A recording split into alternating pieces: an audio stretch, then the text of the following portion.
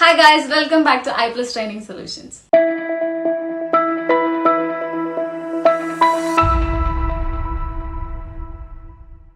അപ്പോൾ ഇന്നത്തെ വീഡിയോയിൽ നമ്മൾ ഉദ്ദേശിച്ചിരിക്കുന്നത് യൂണിറ്റ് 10ന്റെ ക്വസ്റ്റ്യൻ ഡിസ്കഷൻ ആണ്.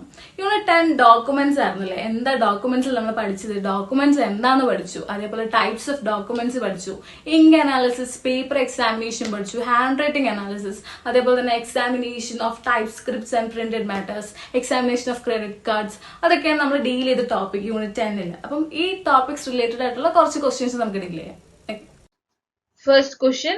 Movement in writing is brought about by options A. Fingers, B. Hand, C. Forearm, D. All of the above. അപ്പോൾ ഇതിൽ എന്താ ക്വസ്റ്റ്യൻ ചോദിച്ചേക്കുന്നത്? റൈറ്റിംഗിൽ കോൺട്രിബ്യൂട്ട് ചെയ്യുന്നത് എന്തൊക്കെയാണ് ഈ ഓപ്ഷൻസ് എന്നാണ് ക്വസ്റ്റ്യൻ ചോദിച്ചേക്കുന്നത്. അപ്പൊ എന്തൊക്കെയാ? ഫിംഗേഴ്സ്, ഹാൻഡ്, ഫോർആം മൂവ്മെന്റ്, ഇതെല്ലാം റൈറ്റിംഗിൽ കോൺട്രിബ്യൂട്ട് ചെയ്യുന്ന ഫാക്ടേഴ്സ് ആണല്ലേ. അപ്പോൾ right answer for question number 1 എന്ന് പറയുന്നത് it is option D, all of the above. ഇനി നെക്സ്റ്റ് ക്വസ്റ്റ്യൻ നമുക്ക് നോക്കാം. The force or pressure applied on the writing instrument is known as. Options നോക്കാം. A. Line quality, B. Pen pressure, C. Shading, D. None of the above. ഇവിടെ എന്താ question ചോദിച്ചേക്കുന്നത്? The amount of pressure applied to the pen or writing instrument ആണ്. എത്ര pressure ആണോ നമ്മൾ ആ writing ഇൻസ്ട്രുമെന്റിൽ കൊടുക്കുന്നത് അതിന് എന്താണ് പറയുന്നതാണല്ലേ ക്വസ്റ്റ്യൻ. എന്താണ്? റൈറ്റിംഗ് ഇൻസ്ട്രുമെന്റ് നമുക്ക് പലതും, പെന്നാവാം, പെൻസിലാവാം, നമ്മൾ എടുക്കുന്ന റൈറ്റിംഗ് ഇൻസ്ട്രുമെന്റിൽ നമ്മൾ കൊടുക്കുന്ന ഫോഴ്സ് അല്ലെങ്കിൽ പ്രഷർ, അതിനെ പറയുന്ന ടേം ആണ് എന്ത്? Pen pressure. So right answer for question number 2 എന്ന് പറയുന്നത് it is option B, pen pressure. Next question നോക്കാം. The variation in the width of the stroke is known as. ഓരോ ലൈനിന്റെ വിഡ്ത്തിന്റെ വേരിയേഷനെ പറയുന്ന പേരെന്താണെന്നാണല്ലേ ക്വസ്റ്റ്യൻ. ഓപ്ഷൻ നോക്കാം. A. Shading, B. Pen position, C. Pen lift, D. Pen pressure. അപ്പൊ എന്താണ് ഈ variation in the width of a stroke എന്ന് പറയുന്നത്? It is option A. ഷെയ്ഡിങ്ങിനെയാണ് നമ്മൾ the variation in the line width often achieved by applying different amount of pressure, that is termed as shading. അപ്പോൾ right answer for question number 3 is option A, shading. ഇനി next question. In finger movement, the letters are formed by the action of A. thumb, B. first and second fingers, C. both A and B, D. forearm. അപ്പൊ നമ്മൾക്ക് എന്തൊക്കെയാണ് ആ റൈറ്റിങ്ങിനെ contribute ചെയ്യുന്നത് ഈ option എന്ന്? In finger movement, ഫിംഗറിന്റെ movement consider ചെയ്യുമ്പോഴത്തേക്ക് ഏതൊക്കെയാണ് നമ്മുടെ റൈറ്റിങ്ങിന് വേണ്ടിയിട്ട് ലെറ്റേഴ്സ് ഫോം ചെയ്യാൻ വേണ്ടി ഹെൽപ്പ് ചെയ്യുന്നത്? Letters are formed by the action of thumb ഉണ്ടല്ലോ, തമ്പ് ഒരു ഇമ്പോർട്ടന്റ് ഫാക്ടർ ആണ്. അതേപോലെ തന്നെ ഫസ്റ്റ് ആൻഡ് സെക്കൻഡ് ഫിംഗറും ഇമ്പോർട്ടന്റ് ഫാക്ടർ ആണ്. അപ്പോൾ right answer for question number 4 എന്ന് പറയുന്നത് it is option C, both A and B. തമ്പും ഉണ്ട്, അതേപോലെ തന്നെ ഫസ്റ്റ് ആൻഡ് സെക്കൻഡ് ഫിംഗേഴ്സും ഉണ്ട്. Next question. Ascending alignment is also known as. Option A. uphill, B. downhill, C. side hill, D. above hill. അപ്പം ascending alignment എന്താണെന്നാണ് question. വേറൊരു പേര്, ascending alignment വേറൊരു പേര്. നമ്മൾ അലൈൻമെന്റ് എന്താണെന്ന് ഡീൽ ചെയ്തപ്പോൾ നമ്മൾ ടൈപ്സ് ഓഫ് അലൈൻമെന്റ് പറഞ്ഞിട്ടുണ്ടായിരുന്നു. എന്തൊക്കെയാണ് ഡിഫറെന്റ് ടൈപ്പ്? അസെൻഡിങ് അലൈൻമെന്റ്, അതേപോലെ descending alignment, even alignment, irregular alignment, അതേപോലെ തന്നെ ആർക്ക് അലൈൻമെന്റ്. അങ്ങനെ ഡിഫറെന്റ് ടൈപ്സ് ഓഫ് അലൈൻമെന്റ് നമ്മൾ ഡീൽ ചെയ്തിട്ടുണ്ടായിരുന്നു. ഇവിടെ നമുക്ക് ചോദിച്ചേക്കുന്നത് എന്താണ്? Ascending alignment. അസെൻഡിങ് അലൈൻമെന്റ് എന്ന് പറഞ്ഞാൽ എന്താ? It have a tendency to rise upwards is called ascending alignment. The alignment which have a tendency to rise up is called the ascending alignment. So right answer for question number 5 എന്ന് പറയുന്നത് it is option A, uphill. Ascending alignment എന്ന് പറഞ്ഞാൽ എന്താ?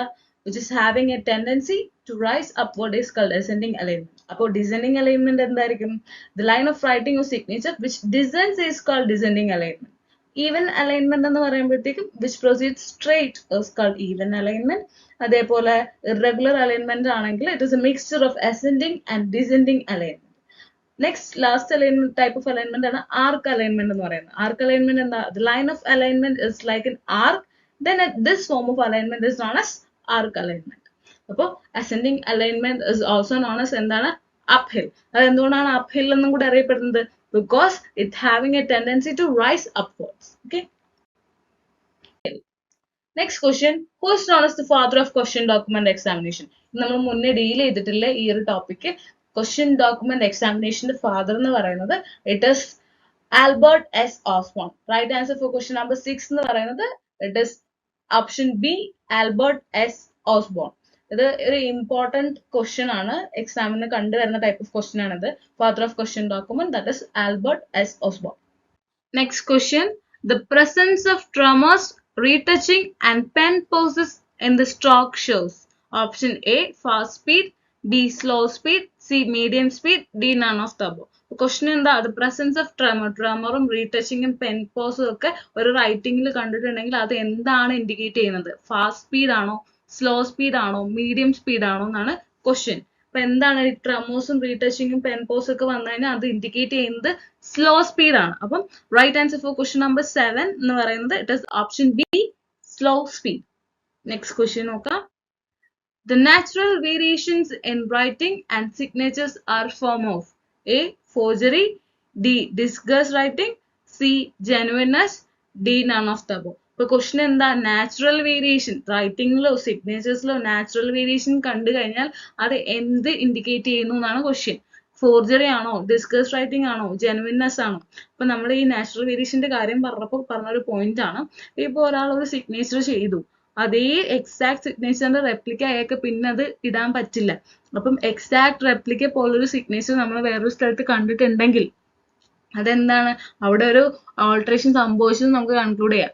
അപ്പൊ natural variation എന്ന് പറഞ്ഞത് man is not a machine നമ്മൾ പറഞ്ഞു അല്ലേ?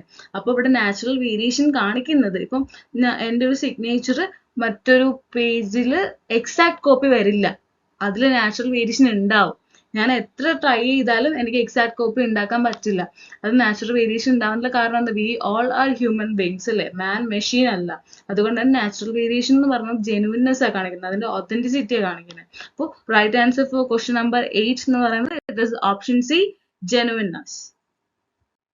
Next question. The motive of writing anonymous letters is to. Options നോക്കാം. A, secure money by threats, B, envy, C, blackmailing, D, all of the above. Question എന്താ പറഞ്ഞേക്കുന്ന? Writing anonymous letters, എന്തൊക്കെയാണ് anonymous letters എഴുതാനുള്ള motive എന്നാണ് question.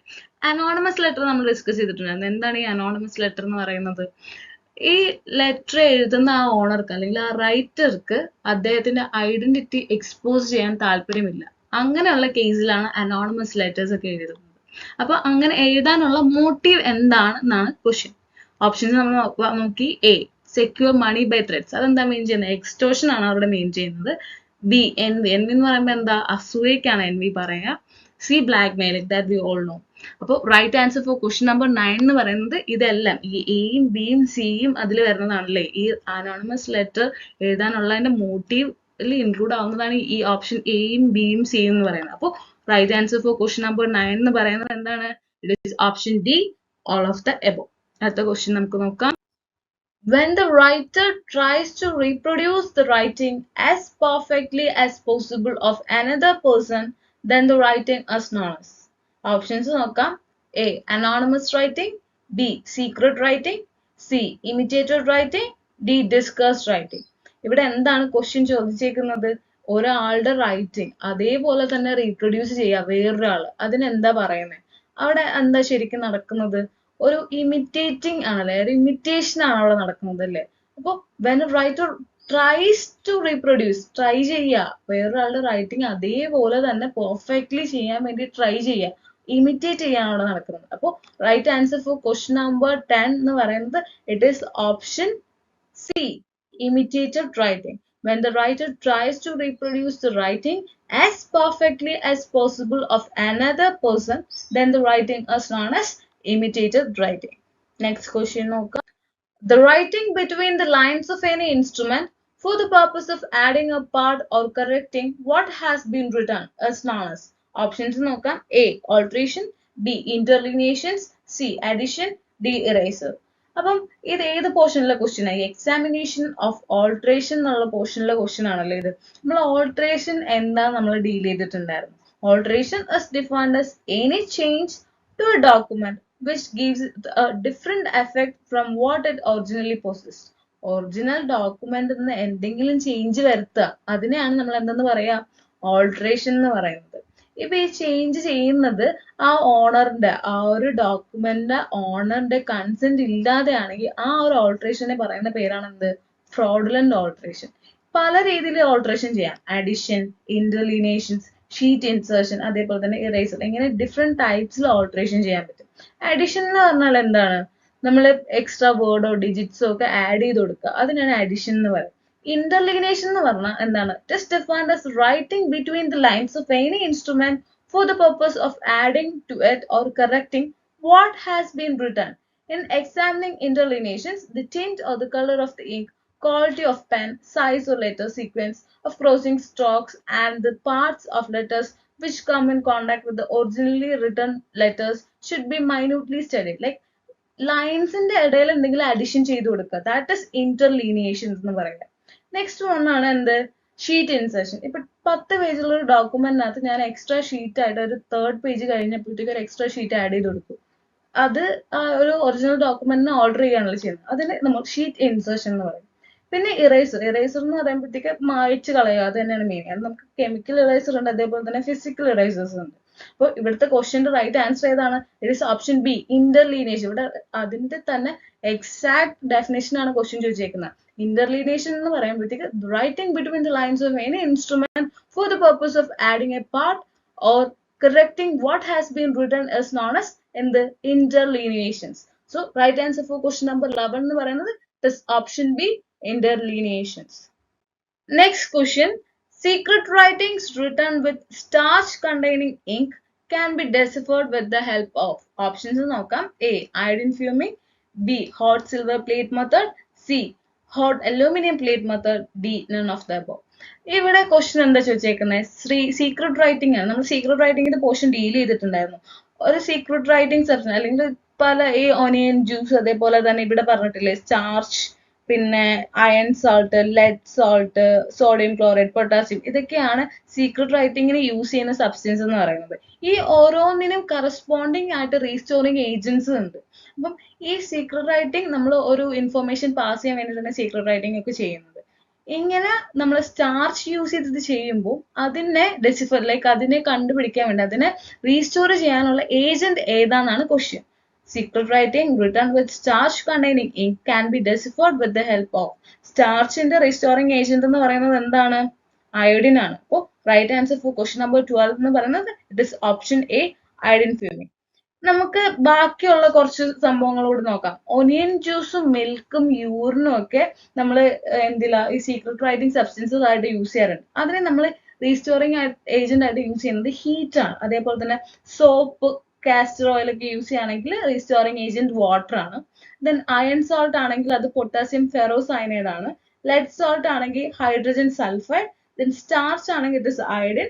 Sodium chloride ആണെങ്കിൽ silver nitrate ആണ് restoring agent. Then potassium ആണെങ്കിൽ ferric compound ആണ്. അപ്പം ഇതൊക്കെയാണ് secret writing like secret writing substances നമുക്ക് പറയാം, അതിന്റെ കറസ്പോണ്ടിങ് റീസ്റ്റോറിംഗ് ഏജൻസും. ഇത് നമ്മൾ മുന്നേ ഡിസ്കസ് ചെയ്തിട്ടുണ്ടായിരുന്നു. അപ്പോൾ question, the right answer for question number 12 is option A, iodine fuming. Next question, what is the term for a person who writes with both hands? രണ്ട് കൈ കൊണ്ടും എഴുതുന്ന ആൾക്കാർക്ക് പറയുന്ന ടേം അല്ലെങ്കിൽ അവരെ എന്താണ് വിളിക്കുന്നത് എന്നാണ് ക്വസ്റ്റ്യൻ. ഓപ്ഷൻസ് നോക്കാം. A, ambidextrous. B, bimanual. C, dexterous. D, sinister. അപ്പം റൈറ്റ് ആൻസർ എന്ന് പറയുന്നത് നമ്മൾ മുന്നേ ഡിസ്കസ് ചെയ്ത ക്വസ്റ്റ്യൻ ആണ്. So right answer for question number 13 എന്ന് പറയുന്നത് it is option A, ambidextrous. രണ്ട് കൈയും രണ്ട് ഹാൻഡ്സും യൂസ് ചെയ്ത് എഴുതാൻ എബിലിറ്റി ഉള്ള പേഴ്സണിനെ പറയുന്ന പേരാണ് എന്ത്? Ambidextrous. So the term for a person who writes with both hand is known as ambidextrous. Right answer for question number 13 is option A. Next question, what restoring agent is used for secret writing made with potassium?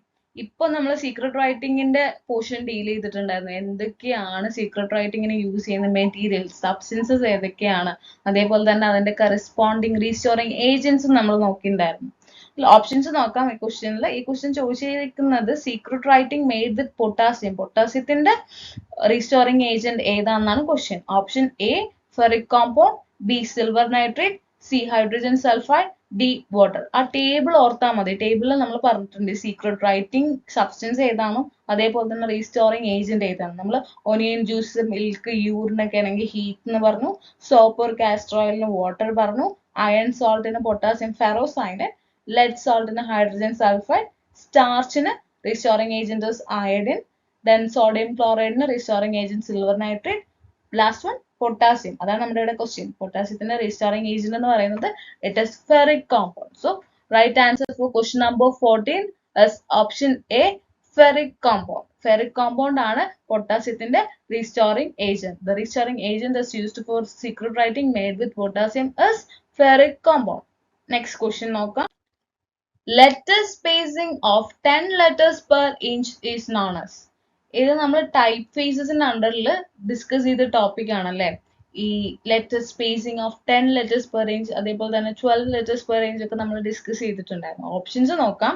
A elite spacing, B metric spacing, C design spacing, D Paika spacing. അപ്പൊ നമ്മൾ type ഫേസസിൽ most famous ആയിട്ടുള്ള രണ്ട് type faces സ്റ്റൈലാണ് പറഞ്ഞത്, Paika and elite. Paika ആണെങ്കിൽ Paika typeface is type 10 letters per inch and elite type 12 letters per inch. അപ്പോൾ ഇതിന് നമുക്ക് ആൻസർ കിട്ടി. എന്താണ് right answer for question number 15? letter spacing of 10 letters per inch is known as എന്ത്? Pica spacing. So right answer for question number 15 is option D, Pica spacing. അപ്പോൾ അടുത്ത question നമുക്ക് നോക്കാം. Question number 16. The age of the writing can be determined from the age of what? എന്നാണ് question. Options നോക്കാം. A. Ink, B. Paper, C. Instrument. ഇവിടെ writing instrument ആണ് main ചെയ്തേക്കുന്നത്. D. Color. അപ്പം ഇതിൽ ഏതിന്റെ ഏജ് ഡിറ്റർമിൻ ചെയ്താലാണ് നമുക്ക് ആ ഒരു ഡോക്യുമെന്റ് റൈറ്റിംഗിന്റെ ഏജ് ഡിറ്റർമിൻ ചെയ്യാൻ പറ്റുക എന്നാണ് question. The age of the writing can be determined from the age of what? ഈ ഓപ്ഷനിൽ നിന്ന് ഏതാണ്, ഏതിന്റെ ഏജ് കണ്ടുപിടിച്ചാലാണ് നമുക്ക് റൈറ്റിംഗിന്റെ ഏജ് കണ്ടുപിടിക്കാൻ പറ്റുക. ഇപ്പൊ എൻ്റെ ഒരു ഡോക്യുമെന്റ് ഉണ്ട്, ആ ഡോക്യുമെന്റിൽ റൈറ്റ് ചെയ്തിരിക്കുന്നത് പെൻ വെച്ചിട്ട്, ലൈക്ക് അവിടെ ആ ഡോക്യുമെന്റിൽ കോണ്ടാക്ട് വന്നേക്കുന്നത് എന്താണ്? ഇങ്ക് ആണല്ലേ. അപ്പം ആ റൈറ്റിംഗ് എന്ന് പറയുമ്പോഴത്തേക്ക് ഇങ്ക് യൂസ് ചെയ്തിട്ട് റൈറ്റ് ചെയ്യുന്നു അല്ലേ. അപ്പൊ ഇങ്കിന്റെ ഏജ് കണ്ടുപിടിച്ചാൽ നമുക്ക് ആ റൈറ്റിംഗിന്റെ ഏജ് കണ്ടുപിടിക്കാൻ പറ്റും. So right answer for question number 16 എന്ന് പറയുന്നത് it is option A, ink. The age of the writing can be determined from the age of ink. അല്ലേ, ഇതൊരു basic question, common sense use ചെയ്തിട്ട് തിങ്ക് ചെയ്ത് എഴുതാൻ പറ്റുന്ന ക്വസ്റ്റ്യൻ ആണ്. The age of the writing can be determined from the age of ink. Next question നമുക്ക് നോക്കാം. Any document that has become darkened and brittle due to exposure to excessive heat or fire is known as. Options നോക്കാം. A. Anonymous document, B. Disguised document, C. Charred document, D. None of the above. ഇവിടെ എന്താണ് question ചോദിച്ചേക്കുന്ന? ഡോക്യുമെന്റിന്റെ case ആണല്ലേ. ഇപ്പം ഹീറ്റിലോ ഫയറിലോ exposed ആയ ഒരു document that has become darkened and brittle, അങ്ങനെ ഉള്ള type of ഡോക്യുമെന്റിന് പറയുന്ന പേര് എന്താണ് എന്നാണല്ലേ ക്വസ്റ്റ്യൻ. അപ്പൊ നമ്മള് എന്താണ് ചാർട്ട് ഡോക്യുമെന്റ് ഡീൽ ചെയ്തിട്ട് ടോപ്പിക് ആണ്. എന്താണ് ചാർട്ട് ഡോക്യുമെന്റ് എന്ന് പറയുന്നത്? Document which are burn partially in the act of burning are charred document. So charred document case ആണ് ഇവിടെ പറയുന്നത്. അതിന്റെ ഒരു വേറൊരു ഡെഫിനേഷൻ നമ്മൾ പഠിച്ച പോലെ വേറൊരു ഡെഫിനേഷൻ ആണ് ഇവിടെ ചോദിച്ചേക്കുന്നത്. Any document that has become darkened and brittle due to exposure to excessive heat or fire is known as എന്ത്? Option C, charred document. So right answer for question number 17 is option C, chart document. Next question. Chart documents can be stabilized by spraying with. Option നോക്കാം. A. starch solution, B. super glue, C. polyvinyl acetate, D. turpentine oil. അപ്പോൾ chart document examination അല്ലെങ്കിൽ stabilisation ഒക്കെ നമ്മൾ deal ചെയ്ത topic ആണ്. ഈ സ്റ്റെബിലൈസേഷന് വേണ്ടിയിട്ട് chart ഡോക്യുമെന്റിൽ നമ്മൾ സ്പ്രേ ചെയ്യുന്ന എന്താണ് സ്പ്രേ ചെയ്യുന്നത്? ചാർട്ട് ഡോക്യുമെന്റിൽ പ്ലാസ്റ്റിസൈസേഴ്സ് ആണ് സ്പ്രേ ചെയ്യുന്നത്. ഈ പ്ലാസ്റ്റിസൈസേഴ്സ് നമ്മൾ രണ്ടെണ്ണം ഡീൽ ചെയ്തിട്ടുണ്ടായിരുന്നു. The plasticizers used can be cellulose acetate solution അല്ലെങ്കിൽ എന്ത് polyvinyl acetate solution in acetone. ഇത് രണ്ടുമാണ് നമ്മൾ പ്ലാസ്റ്റിസൈസേഴ്സ് ആയിട്ട് യൂസ് ചെയ്യുന്നത് ചാർട്ട് ഡോക്യുമെന്റിൽ. അതിനെ സ്റ്റെബിലൈസ് ചെയ്യാൻ വേണ്ടി യൂസ് ചെയ്യുന്ന രണ്ട് ടൈപ്പ് ഓഫ് പ്ലാസ്റ്റിസൈസേഴ്സ് ആണ് എന്ത്? polyvinyl acetate in acetone, അതേപോലെ തന്നെ cellulose acetate solution. അപ്പം right answer for question number 18. Charred document can be stabilised by spraying with എന്താണ്? Option C, polyvinyl acetate. അപ്പോൾ നമുക്ക് അടുത്ത ക്വസ്റ്റ്യൻ ഏതാന്ന് നോക്കാം. Question number 19. The paper of currency notes is made up of. Currency നോട്ട്സിന്റെ paper എന്തുകൊണ്ടാണ് ഉണ്ടാക്കിയിരിക്കുന്നത് എന്നാണ് ക്വസ്റ്റ്യൻ. ഓപ്ഷൻസ് നോക്കാം. A. 50% cotton linen rag, B. 100% cotton linen rag, C. 70% cotton linen rag, D. None of the above. അപ്പോൾ currency notes ഉണ്ടാക്കിയിരിക്കുന്നത് എന്തുകൊണ്ടാണ്? അതിന്റെ raw material എന്ന് പറയുന്നത് എന്താണ്? കോട്ടൺ ആണല്ലേ. നമ്മളിവിടെ കൗണ്ടർ ഫീറ്റ് കറൻസീസ് ഡിസ്കസ് ചെയ്തപ്പോഴത്തേക്ക് ഡിസ്കസ് ചെയ്ത സെക്കൻഡ് പോയിന്റ് ആണത്. Bank note is made up of 100% pure cotton which is known as combo. So right answer എന്ന് പറയുന്നത് 100% കോട്ടൺ ലിനൻ റാഗ് ആണ്. So right answer for question number 19 is option B, that is 100% cotton, linen, dry. അപ്പോൾ അടുത്ത question നമുക്ക് നോക്കാം, which is the last one, question number 20. Which one of the following causes alteration in document? Options നോക്കാം. A, addition, B, sheet insertion, C, interlineations, D, all of the above. ഇത് ഏത് ടോപ്പിക്കിന് അണ്ടറിൽ വരുന്ന, document ഓൾട്രേഷനിൽ വരുന്ന topic ആണല്ലേ, വരുന്ന question ആണിത്. ഇത് നമ്മൾ കുറച്ച് മുന്നേ ഇത് നന്നായിട്ട് ഡീൽ ചെയ്തിട്ടുണ്ട്, നന്നായിട്ട് എക്സ്പ്ലെയിൻ ചെയ്തിട്ടുണ്ടായിരുന്നു. ഒന്നും കൂടി പറയാം. ഓൾട്രേഷൻ എന്ന് പറഞ്ഞാൽ എന്താ, നമ്മുടെ ഒറിജിനൽ ഡോക്യുമെന്റിൽ എന്തെങ്കിലും നമ്മൾ ചേഞ്ച് ചെയ്യുക, അതിനെയാണ് ഓൾട്രേഷൻ എന്ന് പറയുന്നത്. Alteration is defined as any change to a document which gives it different effect from what it originally possessed.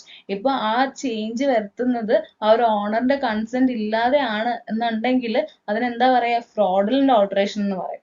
അതുപോലെ ഡിഫറെന്റ് ടൈപ്സ് ഓഫ് ഓൾട്രേഷനിൽ വരുന്നതാണ് അഡിഷൻ, ഇന്റർലീനിയേഷൻ, ഷീറ്റ് ഇൻസർഷൻ, അതേപോലെ തന്നെ ഇറേസർ. ഒക്കെ ഇതിൽ നമുക്ക് അഡിഷനും ഷീറ്റ് ഇൻസർഷനും ഇന്റർലീനിയേഷനും ആണല്ലേ ചോദിച്ചേക്കുന്നത്. അഡിഷൻ എന്ന് പറഞ്ഞാൽ എന്താ, addition in the document or writing between two is defined as the insertion of any word, digits, etc. which changes the meaning or value of the document. Addition എന്ന് പറഞ്ഞാൽ നമ്മൾ എക്സ്ട്രാ വേർഡോ എക്സ്ട്രാ നമ്പേഴ്സോ ഒക്കെ add ചെയ്ത് കൊടുക്കുക original ഡോക്യുമെന്റിൽ, അതാണ് addition എന്ന് പറയുന്നത്. അതൊരു ടൈപ്പ് ഓഫ് ഓൾട്രേഷൻ ആണ്. അതേപോലെ നെക്സ്റ്റ് വൺ ആണ് ഇന്റർലീനിയേഷൻ എന്ന് പറയുന്നത്. ഇന്റർലീനിയേഷൻ is defined as writing between the lines of any instrument for the purpose of adding to it or correcting what has been written. നമ്മൾ ഇന്റർലീനിയേഷൻ രണ്ട് ലൈൻസിന്റെ ഇടയിൽ എന്തെങ്കിലും ആഡ് ചെയ്യുക, അതിനാണ് ഇന്റർലീനിയേഷൻ എന്ന് പറയാം. Then next one sheet insertion. അത് നമ്മൾ പറഞ്ഞു, ഡോക്യുമെന്റ് 10 പേജ് എടുത്ത ഡോക്യുമെന്റ് കേസ് നമ്മൾ പറഞ്ഞു, എക്സ്ട്രാ ഷീറ്റ് ആഡ് ചെയ്ത് കൊടുക്കുക ഒരു ഡോക്യുമെന്റിൽ, അതാണ് ഷീറ്റ് ഇൻസർഷൻ എന്ന് പറയുക. പിന്നെ ഇറേസർ നമ്മൾ പറഞ്ഞു, കെമിക്കൽ ഇറേസേഴ്സ് ഉണ്ട്, അതേപോലെ ഫിസിക്കൽ ഇറേസേഴ്സ് ഉണ്ട്. കെമിക്കൽ റീജൻസ് ഒക്കെ യൂസ് ചെയ്തിട്ട് ഇറേസ് ചെയ്യുന്നതാണ് കെമിക്കൽ ഇറേസർ എന്ന് പറയാം. ഫിസിക്കൽ ഇറേസർ എന്ന് പറഞ്ഞാൽ നമ്മൾ ഷാർപ്പായിട്ടുള്ള വെപ്പണൊക്കെ യൂസ് ചെയ്തിട്ട്, ബ്ലേഡ് അങ്ങനെയുള്ള സംഭവങ്ങളൊക്കെ യൂസ് ചെയ്തിട്ട് ചെയ്യുന്ന, ഇറേസ് ചെയ്ത് കളയുന്ന ആ ഒരു പ്രോസസ്സാണ് എന്ത്, ഫിസിക്കൽ ഇറേസർ. അതിനെ നമ്മൾ മെക്കാനിക്കൽ ഇറേസർ എന്നും പറയാറുണ്ട്. അപ്പൊ ഇവിടുത്തെ ക്വസ്റ്റ്യൻ എന്താ, which one of the following causes alteration in document. ഇവിടെ ഓപ്ഷൻ എയും ബിയും സിയും ലൈക്ക് അഡിഷനും ഷീറ്റ് ഇൻസർഷനും ഇന്റർലീനിയേഷനും എല്ലാം എന്താണ്, ഒരു ഓൾട്രേഷൻ ആണ്. They are type of alterations അല്ലേ. അപ്പൊ right answer for question number 20 എന്ന് പറയുന്നത് this option D, all of the above. Which one of the following causes alteration document, അത് അഡിഷൻ ഉണ്ട്, ഷീറ്റ് ഇൻസർഷൻ ഉണ്ട്, ഇന്റർലീനിയേഷൻ ഉണ്ട്. സോ റൈറ്റ് ആൻസർ എന്ന് പറയുന്നത് this option D, all of the above. So നമ്മള് unit 10 MCQ discussion ആണ് ഇവിടെ കഴിഞ്ഞത്. ഓൾമോസ്റ്റ് എല്ലാ ഏരിയയും കവർ ചെയ്തിട്ട് നമ്മൾ ഒന്നോ രണ്ടോ ക്വസ്റ്റ്യൻസ് വെച്ച് ചെയ്തിട്ടുണ്ട്. ഇനിയും പഠിക്കാനുണ്ട്, ലൈക്ക് ഇനിയും ഒരുപാട് ക്വസ്റ്റ്യൻസ് ചെയ്ത് പഠിക്കാം. So I hope you guys understand. Thank you and have a nice day.